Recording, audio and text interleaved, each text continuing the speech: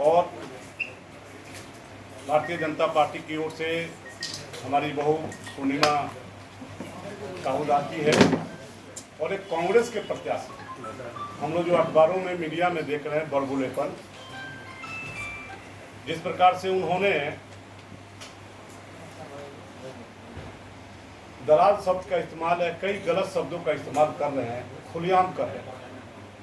उसी के संदर्भ में हम लोग आपको विषय में कहना चाहते हैं कि दलाल कौन, इनके ये भगौड़ा, ये दलाल, ये पलटू राम, ये बहुरुपिया पूर्वी विधानसभा में जो कांग्रेस के प्रत्याशी दिया है, ये सारे उपनाम उसके हैं। इन्होंने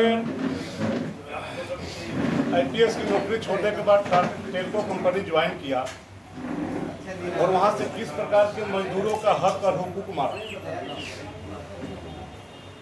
ये सारी विषय आपके सामने चंद्रशेखर मिश्रा जी रखेंगे, राकेश जी रखेंगे। मैं राकेश जी से, चंद्रशेखर मिश्रा से आग्रह रखता हूं कि टेल्को के संबंधित चूंकि मजदूर रहे हैं और किस प्रकार इन्होंने वहां के मजदूरों का शोषण किया, चंद्रशेखर मिश्रा जी। नमस्कार। कांग्रेस से लेकर छियानवे तक लखीमपुर के एसपी रहे। जब उन पर मानवाधिकार का दबाव पड़ा तो उन्होंने एसपी पद से इस्तीफा देकर टेल्को के डीजीएम पद पर सुशोभित हुए। सुशोभित होते साथ उन्होंने मजदूरों को उस समय 2 किस्म का बोनस मिलता था, एक इंसेंटिव बोनस, बोनस, उसमें उन्होंने कटौती की। उस समय 15,000 के करीब दोनों बोनस मिलाकर मिलता था। उसमें कटौती करने के बाद अगर वो बोनस आज मिलते रहता तो 40-45,000 रुपया मिलता। उन्होंने ट्रेड यूनियन को भी 2 भाग में बांट दिया। जिसके प्रोफेसर महामंत्री हुआ करते थे, उस यूनियन को उन्होंने आपस में लड़ाकर 2 भागों में बांट दिया। जहाँ भी परमानेंट जॉब था बाहर में, उसको उन्होंने अपलोड करके परमानेंट मजदूरों को बंद करके ठेकेदारी प्रथा इन्होंने चलाई। और इनका जो कार्यक्रम था वो मजदूर विरोधी रहा। ये अपने कार्यकाल में बोले थे कि मैं 500 लोगों को परमानेंट करूँगा, लेकिन उन्होंने एक भी लोगों को परमानेंट नहीं किया। ये परमानेंट जब शुरू हुआ, जब माननीय श्री रघुवर जी श्रम मंत्री बने तो उन्होंने टाटा मोटर्स के साथ एक समझौता किया कि हर एक साल लोगों को 200 लोगों को परमानेंट करना पड़ेगा। पहले क्या था कि मजदूर के माता पिता को भी बाहर भेजने की मेडिकल सुविधा मिलती थी। इनके आने के बाद ये सुविधा बंद हो गई और उन्होंने मजदूर विरोधी काम किया। उन्होंने ऐसा किया कि टेल्को वर्कर्स यूनियन के महामंत्री श्री गोपेश्वर का टेलीफोन और कार भी छीन लिया, 2 भाग में यूनियन को विभाजित किया। ऐसे व्यक्ति जो आज बोलता है कि मैं मजदूरों का मसीहा हूँ, बहुत ही शर्म की बात है जिन्होंने मजदूर के विरोधों में काम किया। इनकी एक घटना मैं आपको बता रहा हूँ कि एक घटना घटी थी जो गांव बस्ती में एक जहरीली शराब कांड हुआ था।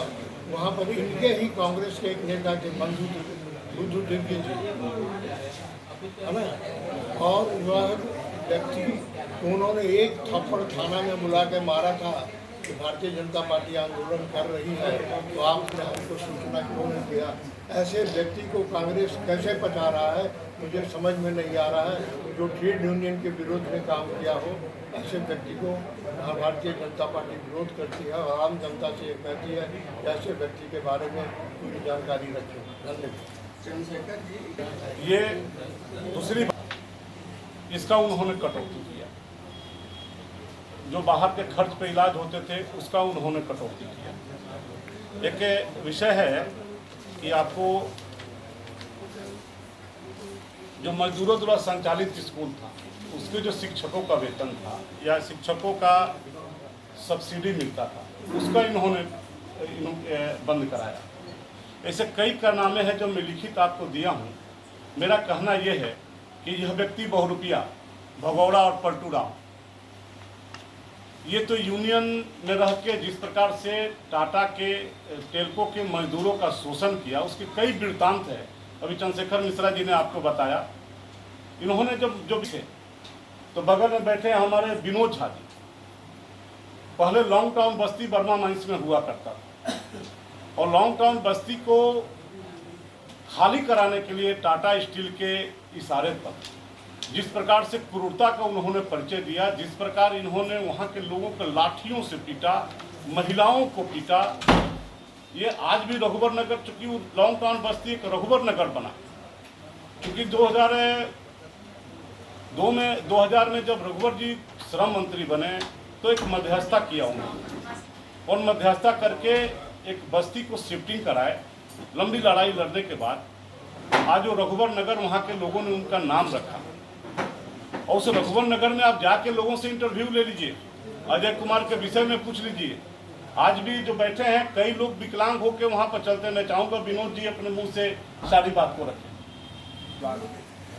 ये बीती हुई कहानी आज ये कांग्रेस की जो मसीहा समझ रहे हैं, पर्सनली हम खुलेआम जमशेदपुर के पूर्व शासन में चुनौती देते हैं।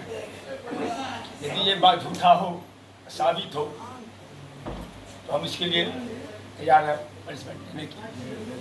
और खुदे का हाल, हम लोग 91 से लड़ाई किए, उस समय हमारे विधायक भाजपा के करण पांडे जी थे। 90 भाजपा सर्वोपरि है, जिसमें वो विधायक थे, आज वो बीच में नहीं है। वो हमारे बस्ती के मंदिर आगे में चौकी बैठा हुआ था, उसको भी नहीं बचता। रात को 10 बजे हम लोग खाना खा रहे थे घर में, झुग्गी झोपड़ी बस्ती था। टाटा कॉर्पोरेट से मिली भगत से हम लोग supreme court high court case लड़ते रहे कर रहे थे। इस बीच अचानक पूरा दल फौज के साथ मेरा बस्ती को घेर लिया। छात्र गवाह है, नजर गवाह है, और अभी हमारा एक आदमी है। उसमें हम लोग को घेर करके लाठी चार्ज करवा दिया, आंसू गैस छोड़ा। उनसे पूछा जाए, वो झुग्गी बस्ती में आंसू गैस छोड़ने से क्या हम लोग माफिया थे? क्या हम लोग आतंकवादी थे? हम लोग कई साल से वहाँ रह रहे थे। उस हिसाब से वो हम लोग को बेरहम से पीटा। हमको पर्सनली और आदमी को अभी हम फोन नहीं खोल सकते हैं। हमारे परिवार दर्द होता है कहानी, और हमारे परिवार के सामने हमको 4 जवान जैसे हम भोदरा, हम उधर का आतंकवादी है, घसीट के एक डंपर था लगा हुआ दूर पर, डंपर में से बोरा फेंकता है, वैसे हम लोग को फेंक करके विजय आदमी को ले गया बरामद थाना। उस समय जयंत सिंह बड़ा बाबू थे, वो हम लोग को बहुत कॉपरेट किए। विधायक के चलते भाजपा के, ये जो गरीब बस्ती है वो लोकल थे बड़ा बाबू, तो हम लोग सोचते गरीब आदमी है। हम लोग को रात भर माँ बहन को तुम्हारे किया, पूरा बस्ती विहित कर दिया। हम लोग को यहाँ से उठा के पूरा जमशेदपुर घुमाया था, और हम लोग को घाघीडीह जेल में बंद करवाया। और हम लोग जब तक जेल में रहे, पूरा पूरी जगह मेरा परिवार सब, बस्ती में कम से कम कितना महिला खाली पानी पी के रहा था, या तो कोई बाहर जाना नहीं है, किसी को अंदर आना नहीं है, ऐसे नाकाबंदी कर दिया था। ये हमारे जो पटासी घूम रहे कि हम बहुत समाजसेवी हैं, हम खुली चुनौती देते हैं, और हम बोल रहे हैं विनोद झा लॉन्ग टाउन बस्ती से, ये यदि सत्य नहीं हो तो हम उसके लिए मजबूर हैं।